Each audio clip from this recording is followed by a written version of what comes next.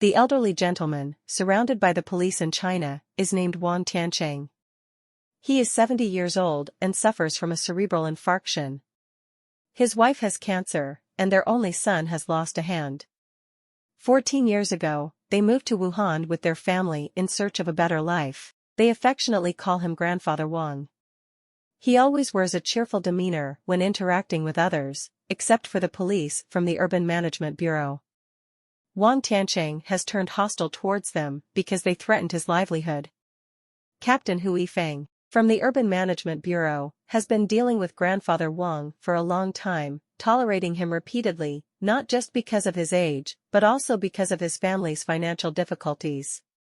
One day, their leader assigned Hu Yifeng a task to monitor Wang Tiancheng's daily sales and estimate his income to determine if he is eligible for indoor operations. If he meets the criteria, it would be mandatory for him to conduct business indoors, otherwise, he would not be allowed to continue his business.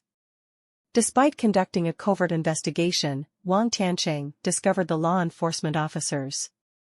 Not only did he physically attack them, but he also snatched away their notebook. Unrelenting, he stormed into the Urban Management Bureau, demanding an explanation. As soon as he entered, Wang Tiancheng knelt before the police, pleading for mercy. He refused to accept any explanations, leading to a 3-hour standoff with the police officers. The next day, Wang Tiancheng's son, Wang Zhaoyang, returned home to cook for his daughter, Ping Ping, who has been studying in Wuhan and is a well-behaved and academically successful child. Grandfather Wang is proud of his granddaughter and strives to provide her with a better life. Meanwhile, the Urban Management Bureau assigned Officer Yuan Quan to infiltrate the area around Wang Tiancheng's stall with props to calculate his daily income. Based on Yuan Quan's investigation, the Urban Management Bureau concluded that Wang Tiancheng's income was sufficient to warrant indoor operations. They issued a notice to clear his street occupation. However, Wang Tiancheng remained defiant, even smashing the measuring tools of the staff. He believed that the Urban Management Bureau failed to consider his financial obligations, such as rent, utilities, and his wife's medical expenses. Upon learning about the upcoming measurement, Wang Tiancheng immediately called Police Captain Hu Yifeng, threatening to protest in the middle of the road if he didn't come. Unable to withstand this threat, Hu Yifeng arrived at the scene. Wang Tiancheng continued to cry and plead for his right to survive, while Hu Yifeng attempted to persuade him and advised him to voice his difficulties to the government.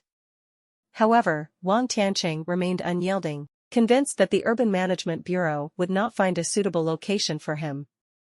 After days of confrontation, the police decided to forcibly dismantle the pavilion. The Urban Management Bureau prepared a bus with fully armed team members and equipped cameras for investigation and evidence gathering, as Wang Tiancheng was not an ordinary person. As expected, the team members had to utilize the items they brought with them during the intense confrontation. Eventually, Wang Tiancheng exhaustedly lay on the road. The police imposed a 3-day deadline for Wang Tiancheng and his family to dismantle their stall themselves, with the warning that failure to comply would result in forced removal. After tending to his injured arm, Wang Tiancheng immediately returned to his stall, intending to sell his goods during the limited time. Wang Zhaoyang, due to the confrontation, contemplated the future and the well-being of his daughter, but his optimistic and cheerful wife comforted him, reminding him that they had overcome many hardships before.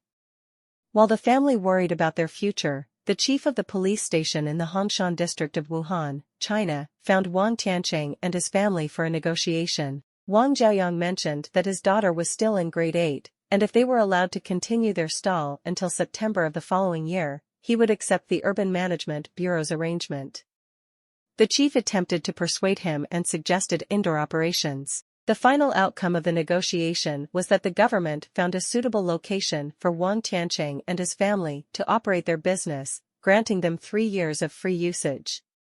They were also assured that if they faced any further difficulties, they could seek help from the government. With the resolution of Wang Tiancheng's family's situation, the issue of other street vendors was also resolved.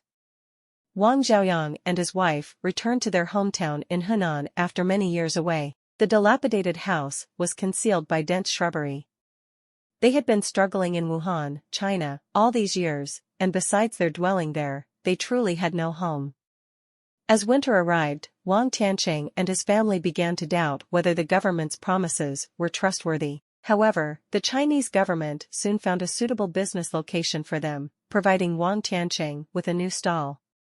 Wang Tiancheng appeared satisfied with this result and expressed sincere apologies to the law enforcement officers who were once considered his enemies. This is a true story of the common people in China and the police. Unfortunately, in China, encounters between the police and small merchants often involve violence and desperate measures, resulting in mutual harm. However, they are all vulnerable individuals in life. What do you think about the relationship between the police and the people? Please write down your comments.